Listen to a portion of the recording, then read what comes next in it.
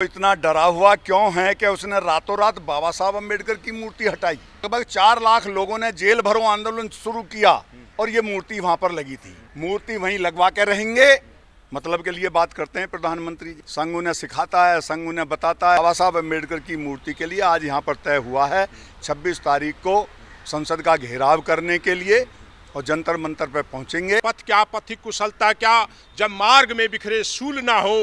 नरेंद्र मोदी जी की जो सरकार है, लोगों को असली मुद्दों से भटकाकर शासन करने वाली सरकार है। बाबा साहब की मूर्ति को हटाकर नरेंद्र मोदी जी ने शेर के मुंह में हाथ डाल दिया है। नमस्कार, आप देख रहे हैं नेशनल दस्तक और मैं हूं रंजय कुमार।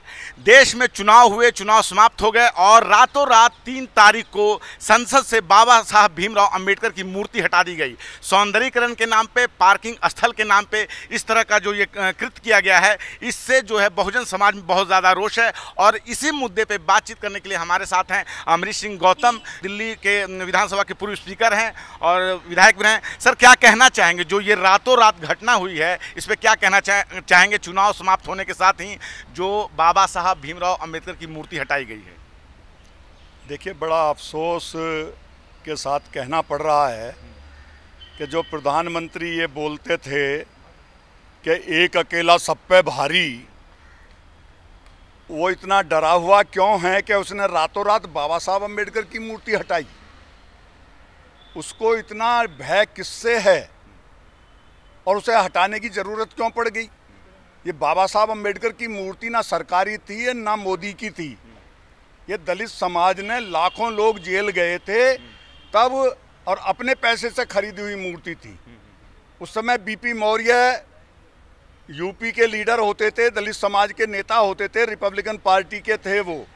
1962 में पार्लियामेंट जीत के आए थे अलीगढ़ से वो, और उसके बाद में उन्होंने जो है पार्लियामेंट में ये आवाज़ उठा करके बाबा साहब अम्बेडकर का स्टैचू संसदीय परिसर के अंदर लगवाया था। पूरे समाज ने, लगभग 4 लाख लोगों ने जेल भरो आंदोलन शुरू किया। उससे सबसे जो है भयभीत होकर के तत्कालीन सरकार ने बाबा साहब अम्बेडकर की मूर्ति लगाना तय किया और ये मूर्ति वहाँ पर लगी थी। आज इन्होंने क्यों हटाई?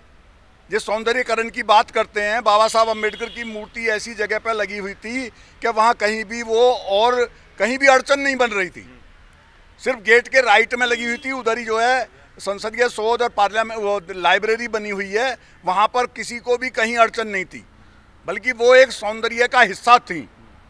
पार्लियामेंट की तरफ इशारा करते हुए, उंगली उठा करके बताते हुए कि सब लोग, आपको सबको अधिकार दे दिए गए हैं और अपने प्रतिनिधि जिता करके इस पार्लियामेंट के अंदर भेजिए। अपने अधिकारों की लड़ाई उनके माध्यम से आप मांग करिए, पूरी कराइए। क्या लगता है आज हम इसलिए यहाँ पर आज आए हैं कि मोदी सरकार डरपोक है और दलित समाज आज पूरी तरह से, जहाँ जानकारी नहीं है, आज इस बैठक के माध्यम से सब लोगों की जिम्मेदारी है, ड्यूटी लगाई गई है समाज में कि सब जगह जाकर के दलित भाइयों को, बहुजन वर्ग के लोगों को और तमाम अम्बेडकरवादियों को, क्योंकि हर जाति में अम्बेडकरवादी, ऐसा नहीं है कि खाली दलितों में ही है। महिलाएं पूरा 50% आबादी जो अम्बेडकरवादी हैं, इन्होंने उनको दूर रखा है। उन्हें बताते नहीं कि महिलाओं के अधिकार बाबा साहब अम्बेडकर ने दिए, श्रमिकों के अधिकार बाबा साहब अम्बेडकर ने दिए।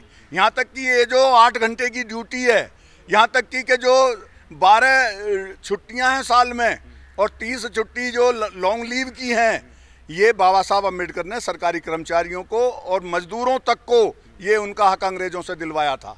उस समय ये बताना नहीं चाहते उन चीज़ों को, और दलित समाज जाग रहा है।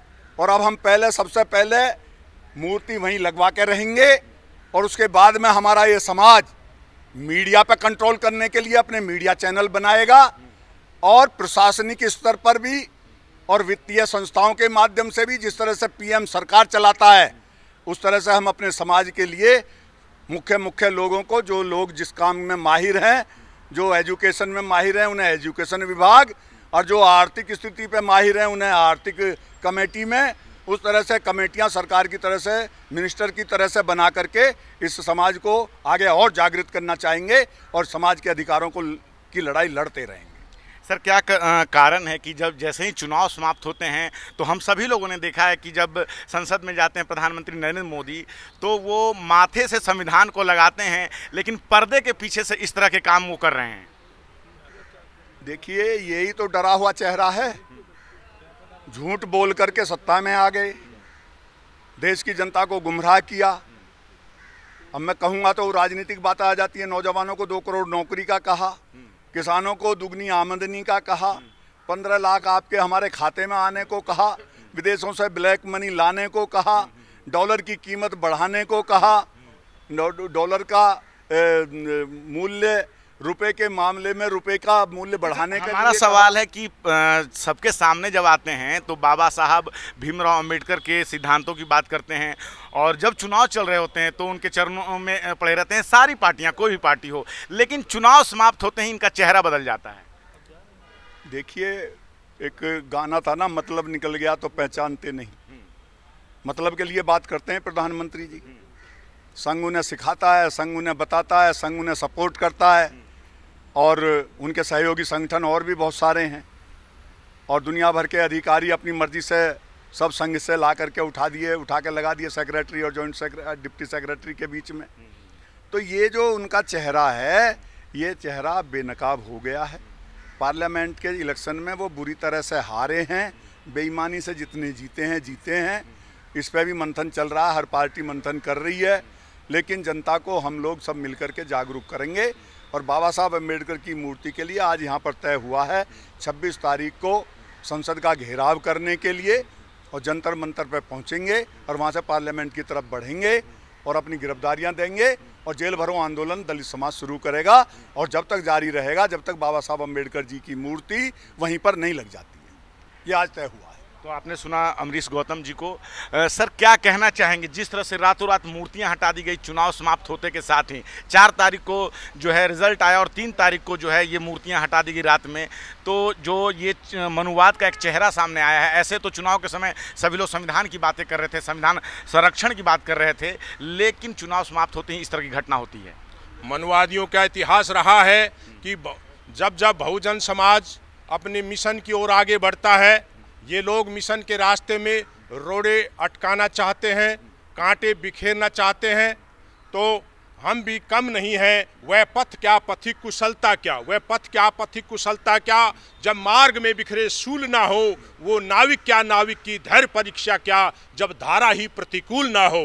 और आज ये लोग मनुवादी ताकते हैं, जब पूरा भारत एक तरफ परिणाम की चिंता में डूबा हुआ था, इन्होंने रातों रात, ताकि ये बहुजन समाज के लोगों को पता ना लग जाए, ये बाबा साहब के मिशन के लिए सड़कों पर ना उतर आए, इन्होंने पीछे से रात को एक घिनौना कृत्य करके पीछे से वार करने का काम किया है।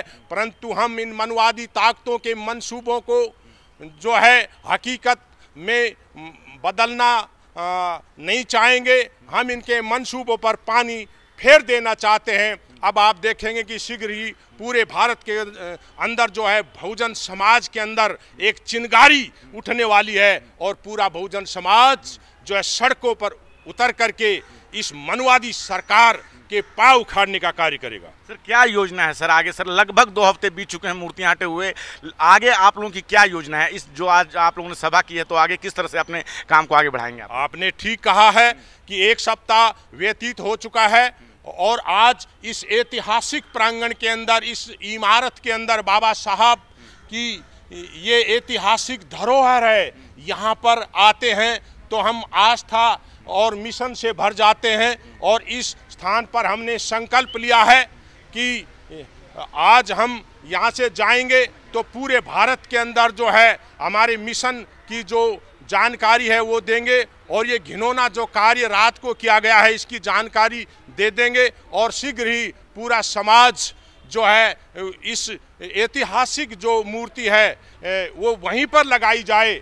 और ये हम जो है ना आंदोलन करेंगे इसके लिए, वरना हम ये चेतावनी आज ही दे देना चाहते हैं, यदि सरकार अब भी अपना भला चाहती है तो शीघ्र ही ये ऑर्डर करे कि बाबा साहब की मूर्ति और दूसरे महापुरुषों की मूर्ति को वहीं पर ससम्मान लगा दिया जाए, वरना पूरा जो भारत है, पूरे भारत के मिशन के लोग हैं, सड़कों पर उतरेंगे और आपकी जो मनुवादी हरकतें हैं उनको करने का काम करेंगे। सर, एक आखिरी सवाल, बाबा साहब भीमराव अंबेडकर की मूर्ति हटाई गई, लेकिन अगर हम पीछे समय की बात करें तो देश में कई चौक चौराहे से भी बाबा साहब भीमराव अंबेडकर की मूर्ति हटाई जाती है और भगवान की मूर्तियां लगा दी जाती है, तो उस पर क्या कहना चाहेंगे आप?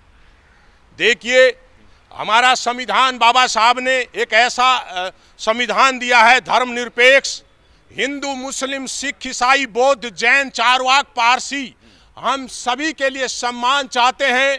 हम नहीं, हमारे लिए कहीं पर कुछ बनाए, हमें इससे कोई लेना देना नहीं, परंतु बाबा साहब की जो धरोहर है उनकी तरफ उंगली भी की तो ये बर्दाश्त नहीं होगा। चाहे वो बाबा साहब का मिशन है, चाहे वो बाबा साहब का संविधान है, या बाबा साहब की जो विचारधारा है, ये जो मनुवादी ताकतें हैं, ये भले ही ये घिनौना कृत्य कर रहे हैं, परंतु बाबा साहब की जो विचारधारा है उनको ये ना तो हटा सकते हैं, न जला सकते हैं, न सुखा सकते हैं, न हटा सकते हैं। बाबा साहब की जो विचारधारा है ये पूरे भारत नहीं, अंतर्राष्ट्रीय स्तर पर फैली हुई है, इसको कोई हटा नहीं सकता। सर, आपने हमसे बात की, शुक्रिया। सर, क्या कहना चाहेंगे, जिस तरह से मूर्तियां हटाई गई है, लगभग जो है 10 दिन बीत चुके हैं और जो रातों रात मूर्तियां हटा दी गई चुनाव समाप्त होने के बाद ही, जबकि चुनाव जब चल रहे थे तो खुद प्रधानमंत्री नरेंद्र मोदी जो है बाबा साहब भीमराव अंबेडकर के सिद्धांतों की बात कर रहे थे और उनके संरक्षण की बात कर रहे थे, संविधान की। बाबा साहब के सिद्धांत की वो बात सिर्फ करते हैं, मानते नहीं है बाबा साहब को, मेरा ये कहना है। और ऐसे समय में उनको मूर्ति हटाने का ये है कि अगर सबके सामने वो बाद में करते तो विरोध पैदा होता और उस समय रुक जाती है, लेकिन उन्होंने चुपचाप और बिल्कुल चारों तरफ टीन की चादर लगा दी जो कि किसी को दिखाई भी ना दे, और इस तरह का इन्होंने जो है ना एक जो डरपोक आदमी जो करता है ना, उस तरह का कार्य किया है। और मैं तो यही कहूँगा कि इस समय तुरंत मोदी जी और मोदी जी की सरकार वो तुरंत जो है ना, वो जिस अधिकारी ने ये हटाई हैं उन पर एक झूठ एक्शन लेने के साथ साथ मूर्ति वहीं पर लगा दी जाए, तो ताकि इनकी थोड़ी बहुत जो शर्म लिहाज है वो भी बच जाएगी।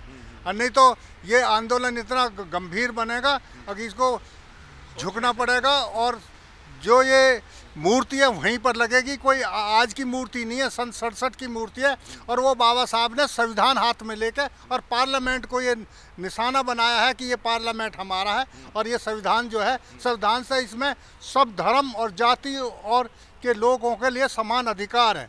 ये नहीं कि मूर्ति जो हटाने के बाद जो है ना हम लोगों को कमज़ोर करके और हमारी यूनिटी को ये एक परीक्षा लेना चाहते हैं कि हमारी यूनिटी कितनी है। अब ये हमारा समाज जो है यूनिटी दिखाएगा और इसके लिए पूरी ताकत लगाकर इसको वहीं मूर्ति लगवाएगा, यही हमारा प्रण है। धन्यवाद। सर, क्या कहना चाहेंगे, जिस तरह से बीच बीच में इस तरह की घटनाएं होती हैं तो उस पर आप क्या कहना चाहेंगे? कभी कभी उनकी मूर्तियां हटा दी जाती है, संविधान को लेके उल्टे पुल्टे बयान दिए जाते हैं, तो क्या कारण है कि बीच में इस तरह के कार्य होते हैं? देखिए, नरेंद्र मोदी जी की जो सरकार है ये लोगों को असली मुद्दों से भटकाकर शासन करने वाली सरकार है। ये वो मुद्दे नहीं करेंगे जिससे गरीब के चूल्हे की चिंता खत्म हो, गरीब के परिवार में बच्चा पढ़े लिखे, उस चीज़ पर इनका ध्यान नहीं है। ये पूरा देश आज देख रहा है। नीट का एग्ज़ाम, नीट का रिजल्ट, किसी भी नौकरी का रिजल्ट, किसी भी नौकरी की परीक्षा, सबके पहले पेपर लीक कराना, फिर पेपरों को रद्द करना, फिर परिणामों को रद्द करना, और ये घोटालेबाज लोगों की सरकार है। बाबा साहब डॉक्टर भीमराव अंबेडकर जी की मूर्ति हटाने का जो ये कारण बता रहे हैं कि हम सौंदर्यीकरण कर रहे हैं, मैं कह रहा हूँ कि बाबा साहब की मूर्ति से खूबसूरत पार्लियामेंट परिसर में कोई दूसरी चीज़ है ही नहीं। सब चोर डकैत वहाँ पर जीत करके पहुँच जाते हैं और सिर्फ स्वार्थ की बातें करते हैं। मैं कहता हूँ कि बाबा साहब की मूर्ति को हटाकर नरेंद्र मोदी जी ने शेर के मुंह में हाथ डाल दिया है। ये दलित समाज के लोग कोई कमज़ोर लोग नहीं हैं, ये एकजुट लोग हैं। और अब आप इसका देख लीजिएगा, 26 तारीख को यहाँ पर समाज के लोगों ने तय किया है, 26 जून को हम सब लोग इकट्ठा होकर जंतर मंतर से पार्लियामेंट की ओर चलेंगे।